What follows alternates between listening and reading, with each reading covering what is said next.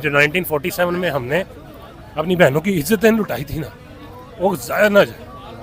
आज उनकी रूहें तड़प रही होंगी, कब्रों में तड़प रही होगी वो बहनें। खुदा न हादसा वो हमें कम से कम ये दुखता ना कि हमारी बहनों की इज्जतें लुटी हरामजादे हिंदुओं ने या अंग्रेज़ों ने। यकीन करें अगर ये हालात रहे ना तो ये सारे अमीर हमारी बहनों को रोड पे पसंद किया करेंगे।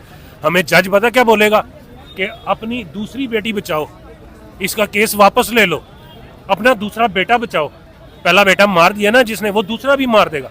हमारे कोर्टों में ऐसे हो रहा है। कवेलरी में एक ऐसा नहीं हुआ था कि एक बेटे ने अपनी बहन के लिए लड़ा, उसको मार दिया गया, कोई सबूत नहीं मिला। आखिरकार उस एक गार्ड की कमीज मिली जिसके ऊपर ब्लड लगा हुआ, फिर फंस गया।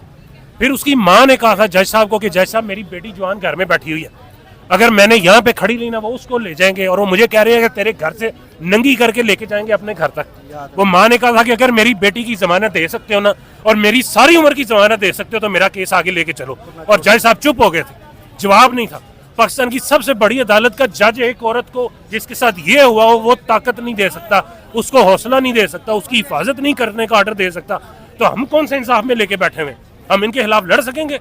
ये हमजा शहबाज दूसरे तीसरे, हमें नहीं याद कि इस मुल्क में कैसे मुकाबले होते हैं। मैं छोटा सा था, सुनते थे आबिद बॉक्सर और फलां फलां मुकाबला किया, बंदा गायब। आज वो नहीं है इस बंदे की वजह से। इसलिए थोड़ी कि हमारे पास टेक्नोलॉजी आ गई है, इसलिए थोड़ी कि हमारे पास आईफोन आ गया 2-2 लाख रुपए का, इसलिए कुछ नहीं हुआ। ये सारा कुछ वही है। सिर्फ इस बंदे ने इतनी समझ दे दी है कि जो गलत करेगा उसको बोलो, कम से कम बोलो। मैं निकला हूं ना बोलने के लिए, मैं हाथ में मेरे गन तो नहीं है, लेकिन मैं बोल रहा हूँ जो मेरा ईमान कहता है, जो मेरे नबी ने तालीमात दी, जो कुरान में पढ़ा, मैं वो करने निकला हूँ। इस बंदे ने मुझे बताया कि गलत हो, कम से कम बोलो, ताकि क़यामत वाले दिन ये ना कोई बोले कि ये बुल्लू का पट्टा बड़वा चुप करके बैठा हुआ था और हमारे सामने मुल्क में ज्यादतियां हो रही थी।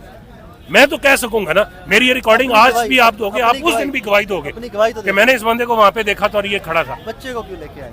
इसीलिए कि आप सबको भी ये लगे कि ये गोलियां नहीं देने आया। ये भी तो हो सकता था कि मैं बड़े आराम से आता, आराम से बैठता, जिधर रश होता मैं थोड़ा सा दूर रहता और जाता, सेल्फी लेता और लगा देता जी मैं खड़ा था। सबसे अपनी मेरी ज़िंदगी की सबसे कीमती चीज़ ये मेरा बेटा, इसको मैंने आगे बिठाया हुआ इसी रास्ते के ऊपर, जिधर से खुदा ना कोई आएगा तो यहाँ से चल के जाएगा। इससे बड़ी हमें क्या है?